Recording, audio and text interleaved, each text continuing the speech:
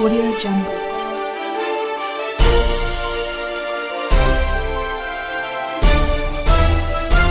Audio Jungle.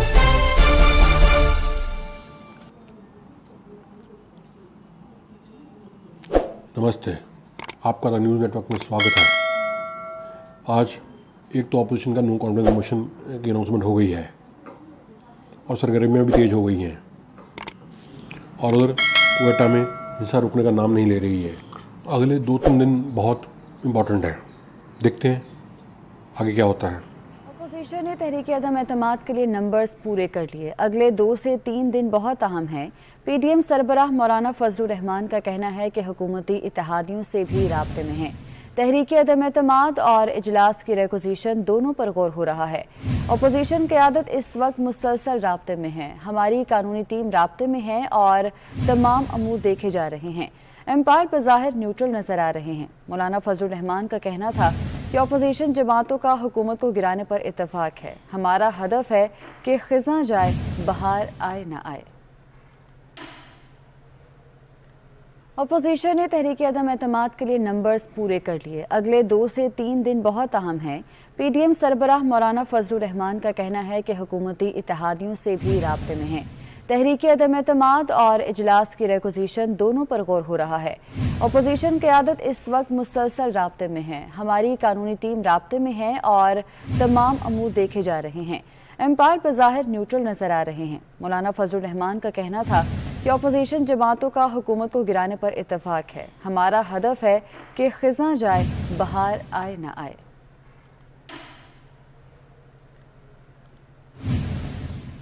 कमर सीमा और दोस्तों, एक तो कुछ ना कुछ पाकिस्तान में चलता रहता है और अभी खास करके ये नया महीना शुरू हुआ और बलूचिस्तान में जो क्वेटा में अटैक हुआ है, उसमें तकरीबन अभी तो इनिशियल बातें तो मुझे पता चल रही हैं कि एक आधा पुलिस वाले जो हैं वो शहीद हुए हैं और ज़्यादा लोग ज़ख्मी हुए हैं।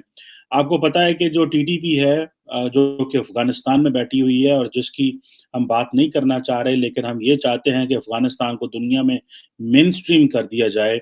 हम टीटीपी को क्यों जो है वहाँ पे ड्रोन्स नहीं मारते, या हम टीटीपी को क्यों अफ़गान तालिबान को कह के वहाँ पे उनको सरेंडर नहीं करवाते, और ये क्या हमारी नंबर 1 लेजिटिमेट डिमांड नहीं होनी चाहिए?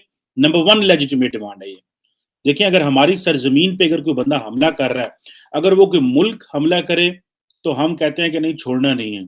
और अगर किसी मुल्क में बैठे हुए नॉन स्टेट एक्टर उस मुल्क की मर्ज़ी से बैठे हों, जैसे कि मैं अफ़गानिस्तान की बात कर रहा हूँ, तो हम कहते हैं जनाब कि कोई बात नहीं, खैर है, कर लेंगे बाद में, अभी ज़रा अफ़गानियों की, अभी ज़रा तालिबान की कैपेसिटी बिल्डिंग कर लें, अभी ज़रा इनको बैंकिंग सेक्टर्स में क्या करना है वो समझा लें, अभी ज़रा इनकी ज़रा एड की बात कर लें पूरी दुनिया में।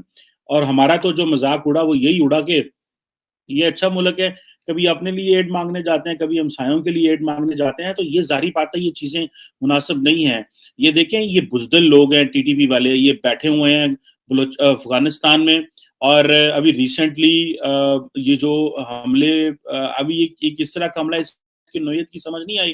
क्या ये व्हीकल बोर्न इम्प्रोवाइज़्ड एक्सप्लोसिव डिवाइस थी, या ये टेररिस्ट अटैक था, या ये जिसे आप कह लो कि वो है सुसाइड अटैक था, लेकिन ये आहिस्ता-आहिस्ता जैसे चीज़ें कन्फर्म होती हैं पता चल जाएगा।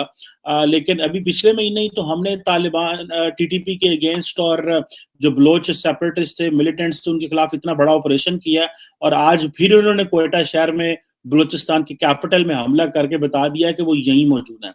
दे आर स्टिल हियर, वो कहीं गए नहीं हैं। ये तो हमें पता चल चुका है कि उन्होंने अपनी जो स्ट्रेंथ है वो हमें शो की है कि भाई आप जितना मर्जी हमें कहते रहें, हम यहाँ पे मौजूद हैं और अपनी मर्जी से जो है वो काम करेंगे।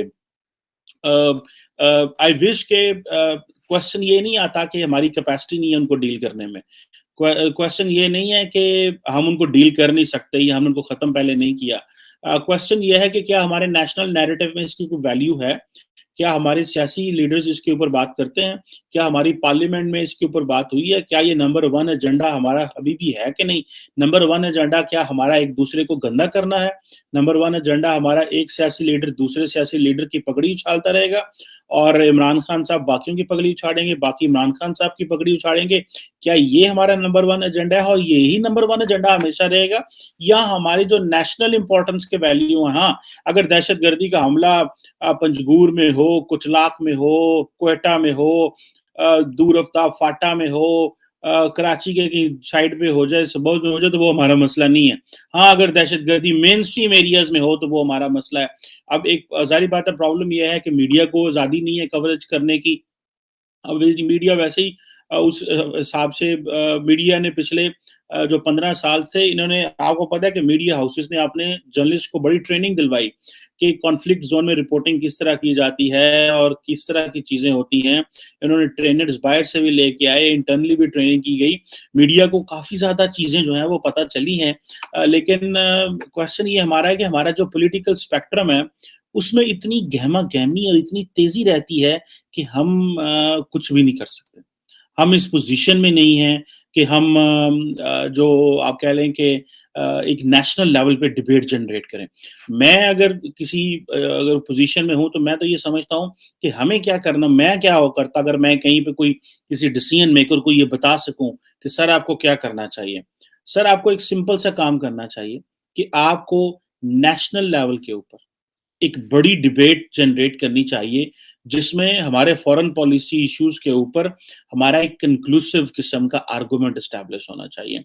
हमने इंडिया को कैसे डील करना है, और ये जो आर्गुमेंट है ये किसी एक पार्टी का नहीं होगा, क्योंकि हर पार्टी जब आती है वो दूसरी पार्टी को नीचा दिखाती है।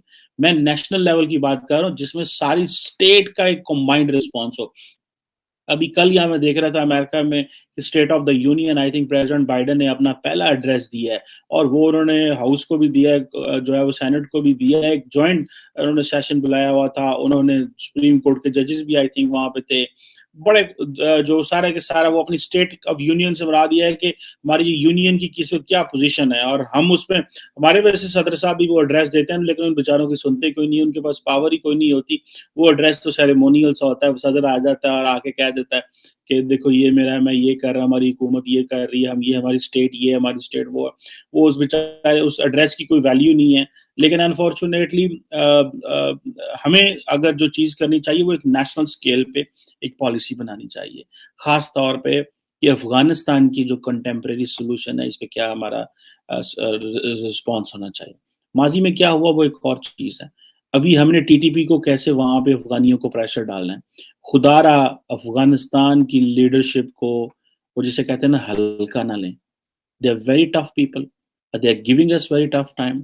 और आप देख लें कि हमारे पास एक बहुत बड़ा आर्गूमेंट था कि जनाब वो अशरफ गनी जो है ना वो एनडीए से और रॉ है। अब वो आर्गूमेंट भी हमारे पास नहीं है। हमारे पास ये है कि जी क्योंकि हमारे दोस्त तालिबान पावर में आ चुके हैं। अब उनसे अगर ये चीज़ भी अगर उनके दौर में भी ये चीज़ हो रही है and still we are facing this mess, तो फिर अब हमने अगला आर्गूमेंट क्या जनरेट करना है। हमारे पास आर्गूमेंट मेरे ख्याल से तो कोई नहीं है। एक ही आर्गूमेंट है कि हम अफगान तालिबान पे प्रेशर डालें, उन पे प्रेशर डालें। जब उन पे हम प्रेशर डालेंगे तो थिंग्स विल बी गुड। और दूसरा बात यह है कि क्योंकि हमारी जो लीडरशिप होती है उनको इस चीज़ की भी फिक्र होती है कि हमने इलेक्शंस करना है। देखिए सियासतदानों को जो ज़्यादातर टाइम है ना वो गुजर जाता है इलेक्शन खेलने में। हाँ जी, हमने इलेक्शन खेलना है, हमने इलेक्शन करवाना है, हमें इलेक्शन चाहिए, हम इलेक्शन जीतना चाहते हैं, इलेक्शन आ रहे हैं, इलेक्शन के हवाले से प्लानिंग तैयार करें। उनको उस तरह की स्टेट क्राफ्ट और वो नेशनल सिक्योरिटी पे वो बिलीव नहीं करते। वो बिलीव करते हैं कि हाँ जी, ज़्यादा से ज़्यादा पैसा हो और उस पैसे को हम जो है ना वो लगा रहे हो हातम ताई की तरह, जो है वो उस पैसे को बखेर दिया जाए। ये हमारी शायद एक हमारे सियासतदानों की एक स्ट्रैटेजी होती है। जबकि सबसे पहले तो आपने देखना है कि आपको लॉ एंड ऑर्डर कैसा है। जब लॉ एंड ऑर्डर सिक्योरिटी अच्छी होती है, तो फिर इकोनॉमी भी बेहतर होती है, फिर पॉलिटिकल स्टेबिलिटी भी बेहतर होती है, बहुत कुछ बेहतर होता है।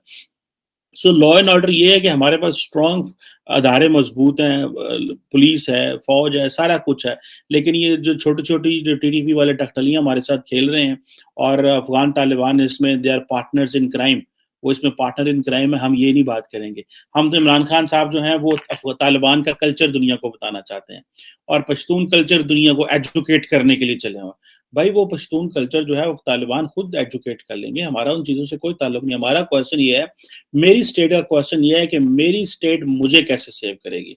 मेरी स्टेट मेरे 24 करोड़ बहन-भाइयों को किस तरह सेव करेगी? मेरी स्टेट का क्वेश्चन ये है, ना कि हम अफ़गानियों की मसाइल दुनिया में हाइलाइट करें और हम उनके जो है वो मामे बने रहें और बाद में पता चले, मैं माज़रत चाहता हूँ इस वर्ड की, और बाद में जो है वो जिसे कहते हैं ना कि पता गुस्सा आता है फिर इन चीज़ों को देख के कि हम प्रायोरिटीज़ जो है वो एड्रेस नहीं कर पाते।